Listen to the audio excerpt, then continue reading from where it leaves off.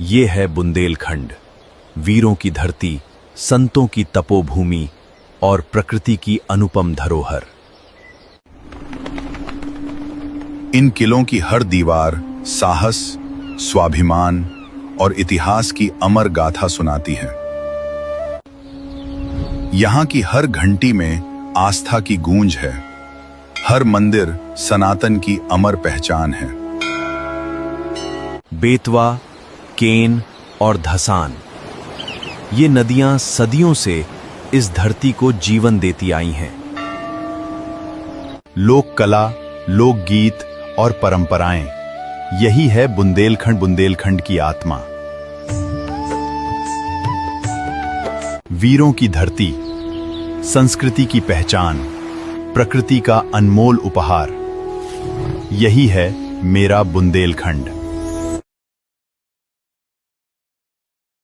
मध्य प्रदेश के छतरपुर जिले में नौगांव के पास बसा एक छोटा सा गांव टिंडनी।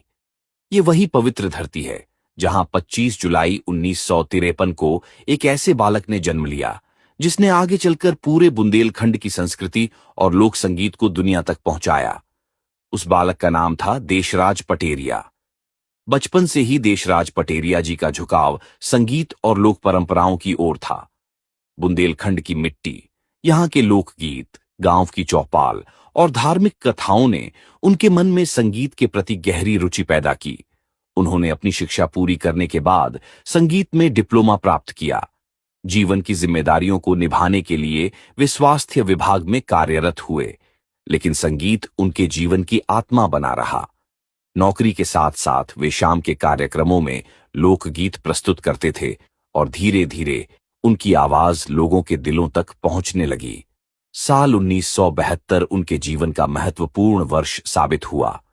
उन्होंने मंचीय कार्यक्रमों में अपनी गायकी की शुरुआत की और इसके बाद आकाशवाणी छतरपुर केंद्र से भी अपनी आवाज का जादू बिखेरा। उनकी गायकी में बुंदेली भाषा की मिठास, भक्ति की भावना और लोक जीवन की सच्ची झलक दिखाई देती थी। जब 1980 के दशक में लोक संगीत की कैसेटों का दौर आया, तब देशराज पटेरिया जी के गीत तेजी से लोकप्रिय होने लगे। उनकी आवाज बुंदेलखंड की सीमाओं को पार कर पूरे देश और विदेशों में बसे बुंदेली लोगों तक पहुंच गई। उन्होंने अपने लंबे संगीत सफर में हजारों लोकगीतों को स्वर दिया।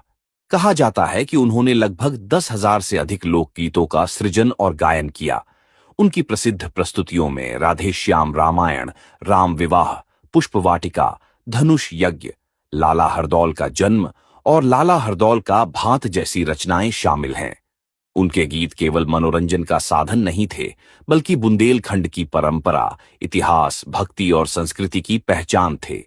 उनकी आवाज में बुंदेली जनजीवन की खुशियां, दुख, प्रेम और आस्था सुनाई देती थी। धीरे धीरे देशराज पटेरिया जी को लोक सम्मान से बुंदेली लोकगीत सम्राट कहने लगे।